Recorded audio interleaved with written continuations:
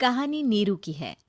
पंजाब की नीरू की शादी दिल्ली के राहुल से होती है।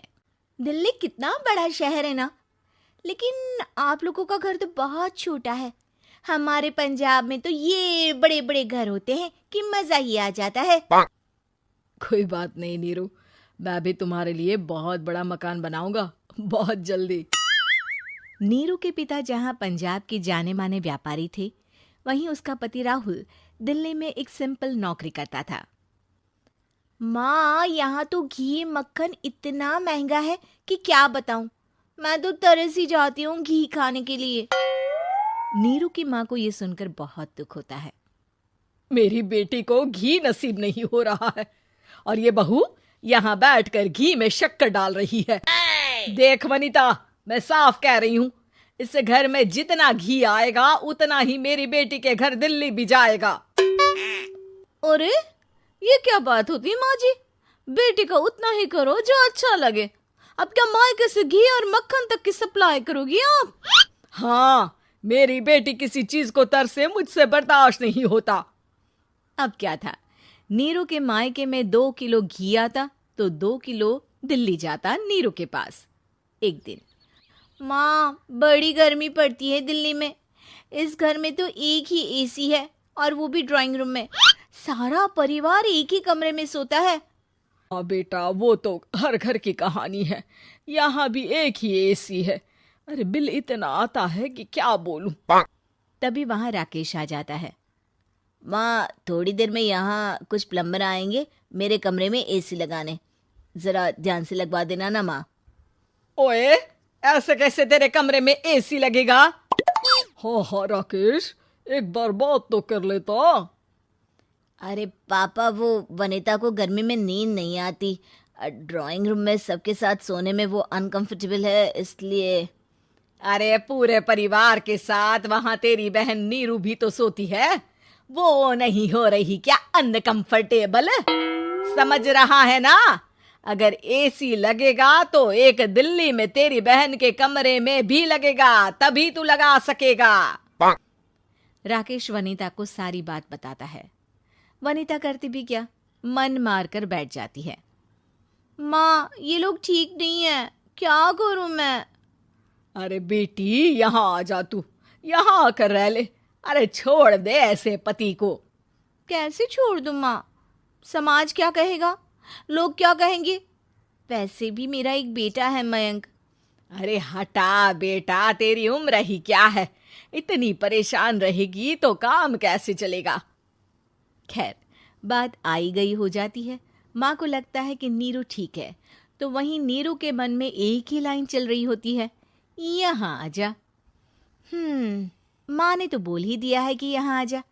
बस मयंक थोड़ा सा बड़ा हो जाए, इन गरीबों को छोड़कर मैं वापस माँ के पास ही चली जाऊंगी। वो इसी सोच में बाजार में चल रही थी कि मैम, आपका दुपट्टा जमीन को छू रहा है।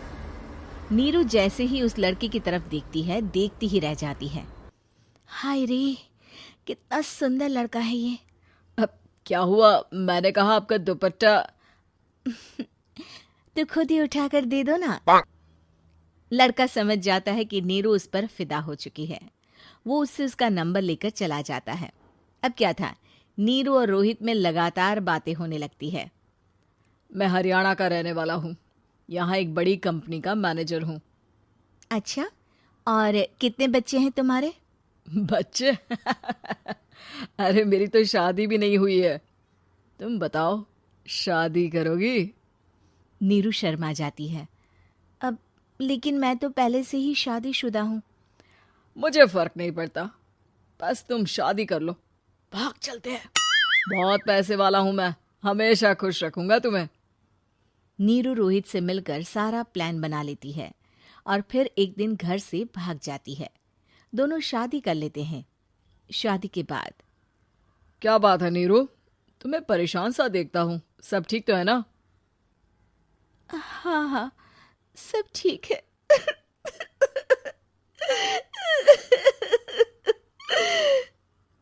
ये कहते कहते ही वो रोने लगती है।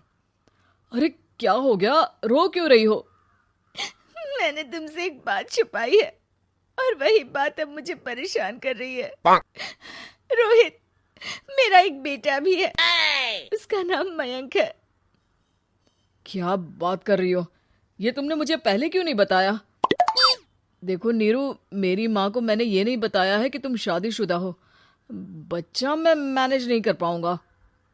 नीरू को समझ में नहीं आता कि वो क्या करे। तुम उस बच्चे को अपनी माँ को क्यों नहीं दे देती? नीरू चुपके से माँ को फोन करती है। माँ, क्या मयंक को तुम रख सकती हो? बेटा, मैं राकेश के साथ बात करती हूँ। आखिर घर का बेटा वही है, जो वो बोलेगा। वैसे भी बेटा, तूने जो किया है ना, उसके बाद से पूरा घर तेरी बुराई कर रहा है। मैं भी अब किसी से तेरे लिए लड़ नहीं सकती। राकेश बेटा, नीरू ने तो जो किया बहुत ही बुरा किया, लेकिन मैं सोच रही थी कि क्यों ना मयंक को हम यहाँ ले आए। तभी वनीता बोल पड़ती है। वाह जी, ऐसे कैसे यहाँ ले आए? यहाँ क्या भंडारा भरा है? और जिस बच्चे की माँ ने नहीं सोचा, उसके लिए हम क्यों सोचे? नीरू को एक बार तो अपने बच्चे के बारे में सोचना चाहिए था ना। अरे लेकिन तेरे पास भी तो लड़का नहीं है ना वनीता। माँ, वनीता ठीक बोल रही है। कल को वो बड़ा होकर इसी घर का हिस्सा मांगेगा तो हम क्या करेंगे? माँ कहती भी तो क्या, वो चुप रह जाती है। वहीं नीरू का पहला पति कहता है। माँ, अगर आज भी वो वापस आ जाए तो मैं उसे माफ कर दूंगा। बेटा, गरीबी चीज ही ऐसी है, क्या करेगा? तू तो अब मयंक का सोच। वो बेचारा तो बिना माँ का हो गया। मयंक के खातिर तू दूसरी शादी कर ले बेटा। लोगों के लाख समझाने के बाद नीरू के पहले पति की शादी रिद्धि से हो जाती है, जिसके पहले पति से 2 बच्चे होते हैं। देखो जी, मैंने शादी सिर्फ बच्चे के खातिर की है। मैंने भी शादी सिर्फ बच्चों के खातिर की है। वहीं नीरू के दूसरे पति के मन में ये बात घर कर जाती है कि नीरू एक मासूम बच्चे को उसके खातिर छोड़ कर आई है। अब देखो नीरू, मुझे लगता है कि जो औरत अपनी कोख का बच्चा छोड़ सकती है, वो तो कुछ भी कर सकती है। कल को तुम्हें मुझसे अच्छा कोई मिल गया तो तुम तो मुझे भी बाय बाय कर दोगी ना। नीरू को अब उसका दूसरा पति ताने देना शुरू कर देता है। तंग आकर नीरू उसके यहाँ से भागकर अपने पहले पति के पास चली जाती है, लेकिन ससुराल में क्या लेने आई है नीरू, मयंक को?